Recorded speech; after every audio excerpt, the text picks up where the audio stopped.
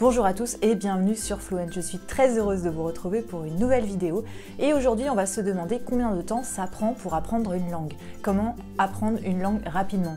On a déjà vu les semaines précédentes comment apprendre une langue facilement, comment apprendre une langue gratuitement. Et bien aujourd'hui on s'occupe de rapidement. Alors c'est une question qui revient extrêmement souvent. Combien de temps ça prend pour apprendre une langue? Combien de temps ça prend pour apprendre l'anglais?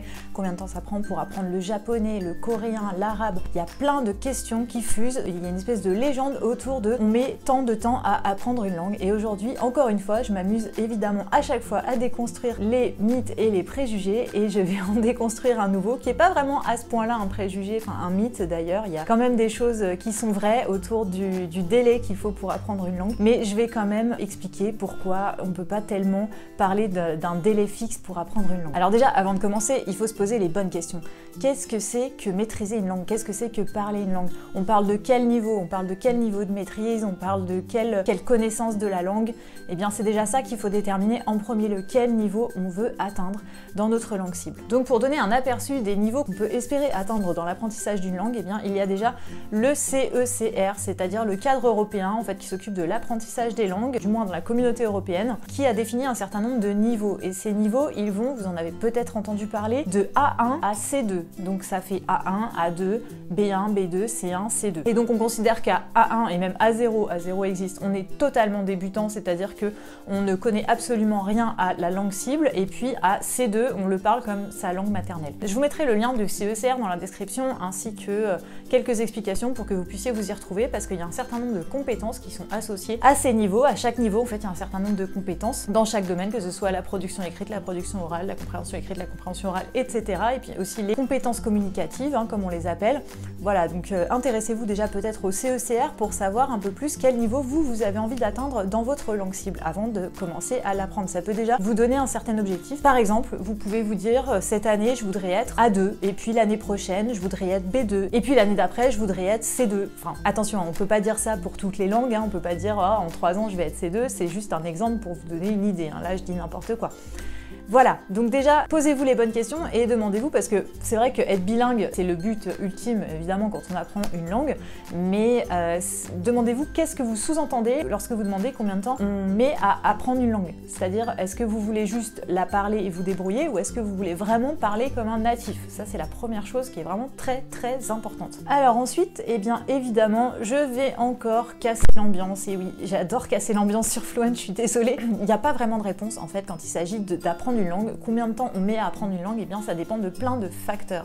Ces facteurs, je vais vous les exposer pour vous aider un petit peu à y voir plus clair, et peut-être que grâce à ça vous pourrez peut-être définir un temps d'apprentissage ou au moins une fourchette qui vous permettra de vous situer. Donc les 3 facteurs principaux, eh bien ce sont d'une part la langue cible évidemment, et puis ensuite c'est les conditions d'apprentissage, c'est-à-dire la vie que vous menez, c'est-à-dire ce que vous avez à disposition pour apprendre, et puis ensuite le 3e facteur, eh bien tout simplement c'est vous. Alors en ce qui concerne la langue, évidemment il va y avoir des langues plus faciles que d'autres. C'est pour ça que je vous dis qu'on ne peut pas savoir exactement combien de temps ça prend pour apprendre une langue. C'est-à-dire que ça dépend si la langue a une racine qui est proche de la nôtre, par exemple si c'est une langue latine, ou bien si elle a un système phonético-phonologique qui est proche du nôtre ou qui en est très éloigné, s'il y a aussi un alphabet différent. Vous voyez, ça fait quand même plein de choses qui déterminent en fait la facilité avec laquelle déjà on va apprendre une langue en fonction de la langue elle-même.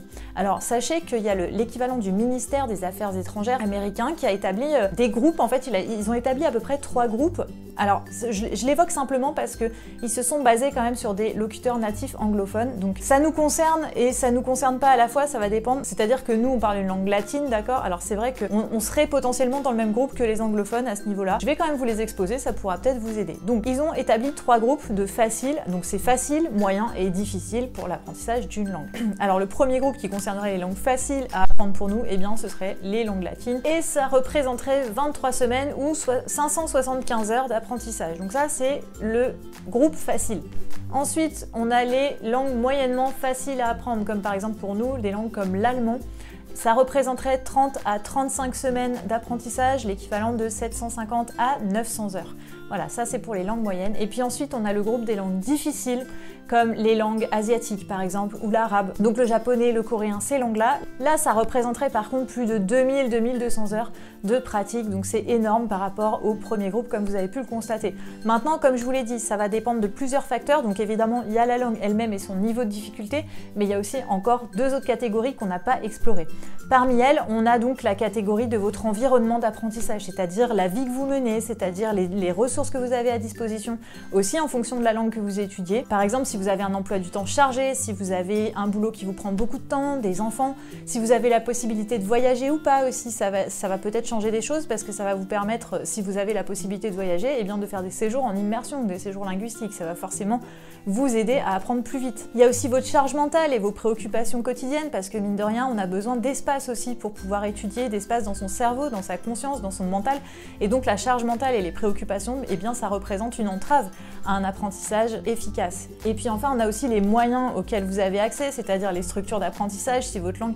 Alors ça, je pourrais le mettre dans la première catégorie, si votre langue c'est une langue assez rare et qu'il y a peu de gens qui la parlent, eh bien vous allez peut-être plus difficilement trouver des supports d'apprentissage, vous allez plus difficilement trouver des cours. Ça fait aussi partie de la donne concernant la rapidité avec laquelle vous allez pouvoir apprendre une langue. Et puis enfin, pour la troisième catégorie, eh bien il y a vous. Et la bonne nouvelle, c'est que cette catégorie, c'est quand même, à mon sens, la plus riche. C'est-à-dire que ça vous permet quand même, du fait que ça dépend de vous, ça vous permet de faire en sorte d'apprendre peut-être plus rapidement en modifiant certaines choses. Alors sachez que je vais parler d'aptitudes dans cette catégorie, mais je ne considère absolument pas les aptitudes comme figées, jamais de la vie. Tout se travaille et justement, ça fera aussi l'objet d'une prochaine vidéo. Mais les aptitudes dont je parle, ce sont vos aptitudes à l'instant T. Rien ne vous empêche de les modifier, de les travailler, de progresser dessus. Voilà. Donc la première chose qu'on va mettre dans cette catégorie, eh bien, c'est la motivation de l'apprentissage. C'est-à-dire, est-ce que cette motivation, elle est personnelle? Est-ce que ça vient de vous? Est-ce que c'est un objectif professionnel? Ou est-ce que c'est quelque chose que vous faites un peu sous la contrainte? C'est-à-dire que comme quelqu'un qui étudie une langue à l'école qu'il n'a pas choisie, ou quelque chose comme ça. Parce qu'évidemment, ça va impacter votre motivation. Si votre motivation première, c'est la passion pour le pays dont vous étudiez la langue, évidemment que ça va aller plus vite que si vous êtes obligé de le faire par rapport à un besoin professionnel ou par rapport aussi à un besoin scolaire que vous êtes contraint de le faire. Évidemment, par contre, rien ne vous empêche de vous intéresser à la langue que vous étudiez à l'école. Par exemple, quand j'étais petite, moi j'adorais l'anglais en cours et ça m'a permis aussi d'apprendre plus rapidement, même si je suivais seulement les cours, hein, j'étudiais pas forcément à côté, mais j'aimais tellement ça, pour moi c'était tellement un loisir de faire des cours d'anglais, que du coup je mémorisais forcément plus facilement parce que j'aimais ça. Donc vous voyez que même si la motivation elle est extérieure à vous, que c'est pas un choix que vous avez fait sciemment, eh bien vous pouvez quand même apprécier ce moment et en faire quelque chose. Ensuite, il y a vos aptitudes personnelles. Et encore une fois, j'insiste, ces aptitudes personnelles, ça se travaille, c'est pas figé. Je parle de vos aptitudes personnelles à un instant T. Donc ça va être déjà premièrement vos aptitudes à mémoriser facilement. Ça va être vos aptitudes, votre facilité à manipuler les structures de la langue, hein, à les décomposer. Par exemple, à décomposer et découper le message sonore et puis manipuler les éléments pour les remettre dans un ordre différent et créer de nouvelles phrases, de nouvelles séquences. On va parler aussi d'aptitudes dans les interactions sociales. Est-ce que vous êtes quelqu'un de plutôt timide ou est-ce que vous êtes quelqu'un qui va vers les gens, qui va chercher l'information, qui est assez extraverti? C'est vrai que pour les personnes extraverties, c'est en général plus facile d'aller chercher et créer une situation de communication. Donc forcément, ces personnes-là vont être un peu avantagées. Mais ça peut aussi arriver que les personnes plutôt timides soient avantagées d'une certaine manière parce que la majorité du temps, eh bien, ce sont des personnes qui ont aussi développé une capacité d'écoute importante et donc qui vont peut-être déchiffrer plus facilement les messages et comprendre plus facilement les mécanismes. Ensuite, il va y avoir l'aptitude à comprendre l'autre et sa culture, à chercher à comprendre l'autre, celui qu'on a en face de soi, et c'est-à-dire avoir une ouverture d'esprit plus grande sur une culture qui est différente de la nôtre et ne pas considérer la nôtre comme la base de tout et comme celle qui a raison dans toutes les situations. Ça vous permettra aussi d'apprendre plus rapidement. Il y a aussi, j'en ai déjà parlé, la tolérance à l'ambiguïté, c'est-à-dire la capacité à continuer à suivre une conversation même quand on n'en comprend pas tous les éléments. Et ça va vous permettre peut-être de refaire le puzzle ensuite, une fois que vous aurez entendu le message, et bien peut-être de le remettre en ordre ou de compléter les éléments qui vous manquent. Donc cette tolérance à l'ambiguïté aussi, elle va vous permettre de faire une accélération. Et puis comment ne pas citer le rapport à l'erreur? Le rapport à l'erreur, c'est quelque chose qui est extrêmement important quand on apprend une langue, c'est-à-dire comment je vais me comporter lorsque je fais une erreur et qu'on me reprend.